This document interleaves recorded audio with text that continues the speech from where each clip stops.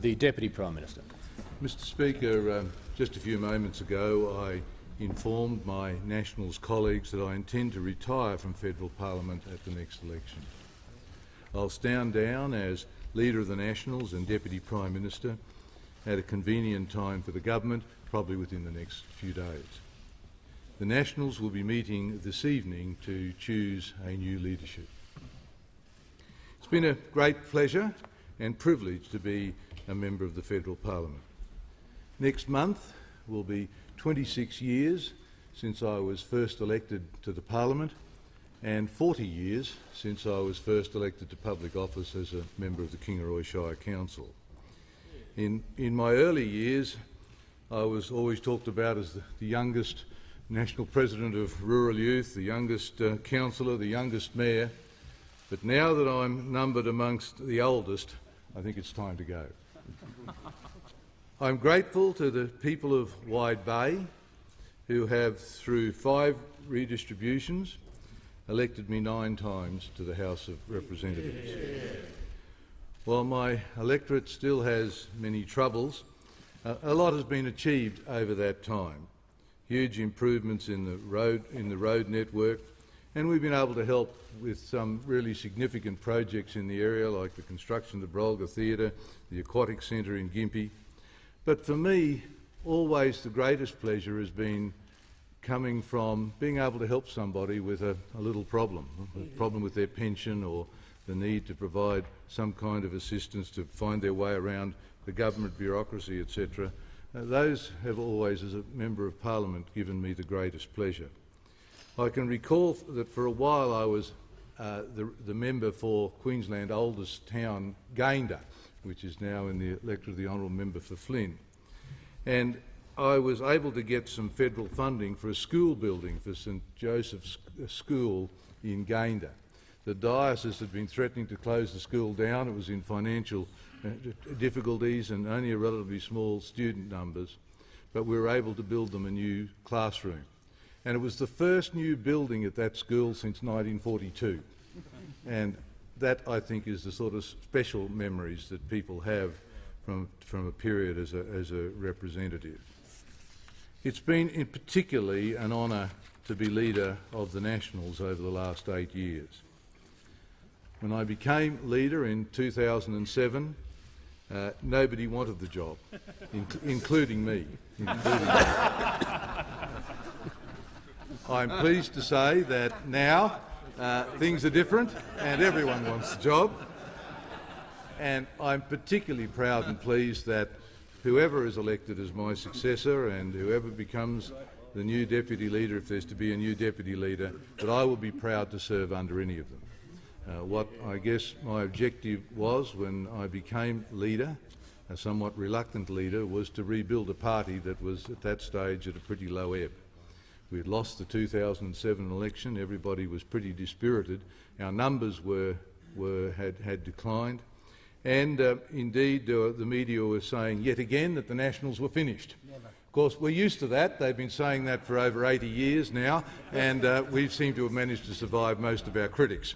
And I'm sure that the party will be in good and strong hands in the years ahead. It's been a pleasure to serve with so many other wonderful colleagues in the Parliament. I've had the privilege of being a minister for 12 and a half years, most of them in the Cabinet, and each portfolio has, for me, some special memories. My first portfolio was as the junior minister in the industry portfolio, and the first submission I took to Cabinet was Australia's first country of origin labelling legislation. And I notice it seems to be on the agenda yet again, although I don't think there was too much wrong with the original legislation, I have to say, but I might be biased.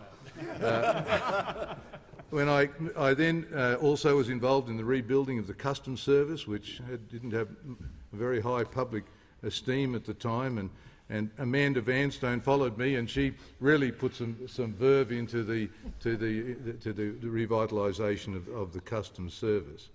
I was the first minister with special responsibility for Centrelink, and when Centrelink was established, it wasn't as well respected, I guess, as it is today. There were lots of critics, and people who'd been taken from 2 former government departments to put into Centrelink resented it to some extent, and it took a while to establish a service culture. The idea that a government department should be there to look after people. It might seem pretty elementary in this day and age, but it was a major challenge at the time.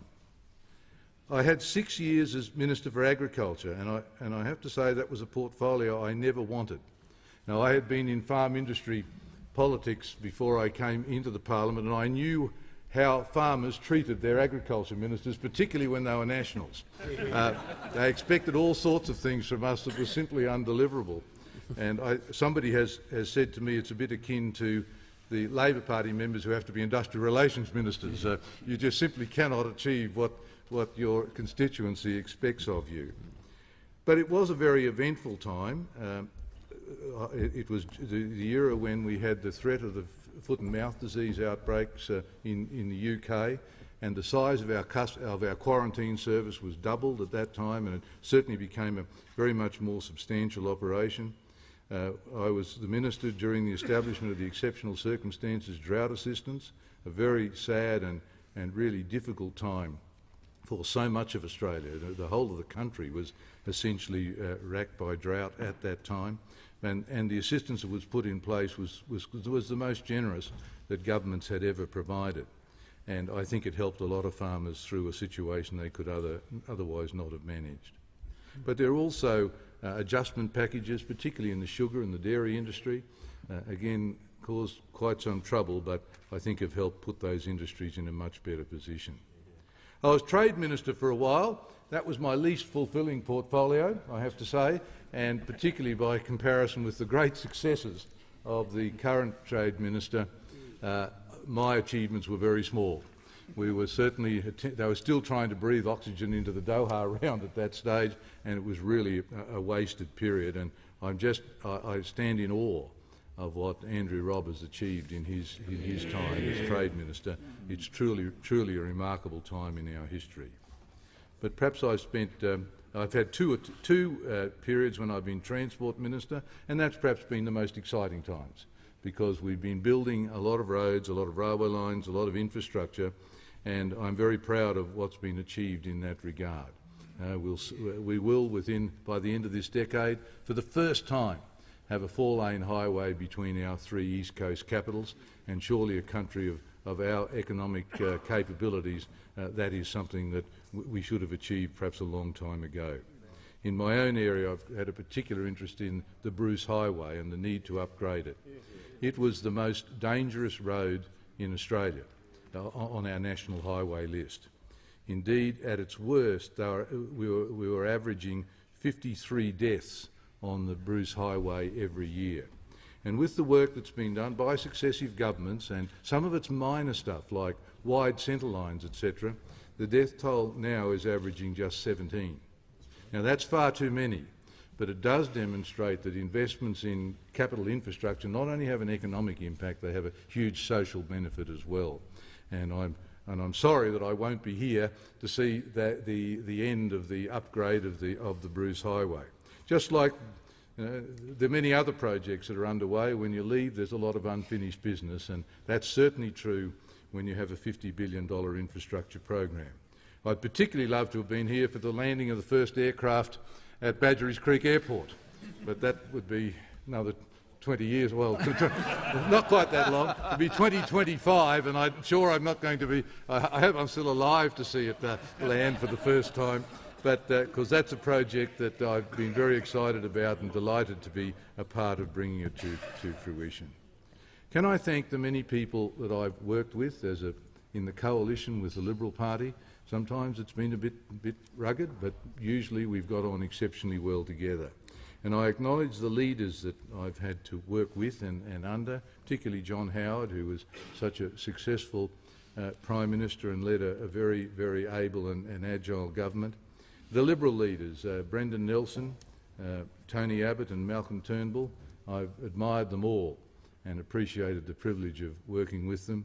I suppose especially Tony Abbott's commitment to infrastructure was one that I shared, and to have Joe Hockey as Treasurer, who was also prepared to find the money, that made my time as Transport Minister really an exciting one, and I certainly wish the government every success. in fulfilling the objectives that have been set. Malcolm Turnbull, as leader now, has obviously revitalised our parties and put us in a good position for the future, and I certainly wish them well. I'd also like to acknowledge in my own party, my deputies as leader, Nigel Scullion and Barnaby Joyce, both great people to work with. And I'd particularly also like to acknowledge the people within my National Party organisation. I was a member of the party for many years before I was a candidate, so I'm a bit of a child of the organisation and still love it and appreciate it. And I acknowledge the presidents and the ordinary branch people, the people who've helped in my campaigns over the years, but particularly those who've ensured that there's a strong base to keep our party strong so it can contribute effectively to our nation. I'd also like to recognise the departmental people that I've had the privilege of working with.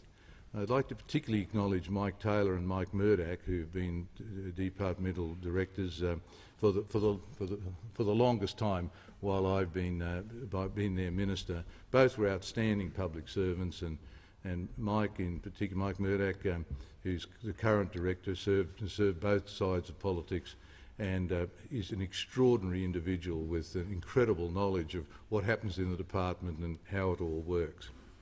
In my 18 years as minister and shadow minister, there were two shadows that were with me most of that time, or against me, I suppose, most of that time, Simon Crean and Anthony Albanese. And yes, we've had again our disputes about issues, but we've been able to work through most of the things that needed to be worked through, and whether I was on that side or this side of the House, we've had, I think, the kind of working relationship that's necessary to achieve important things for our country. Finally, I want to acknowledge my electorate staff. They've been some of my electorate staff. One of my electorate staff I inherited from my predecessor, and all of them have been with me for decades.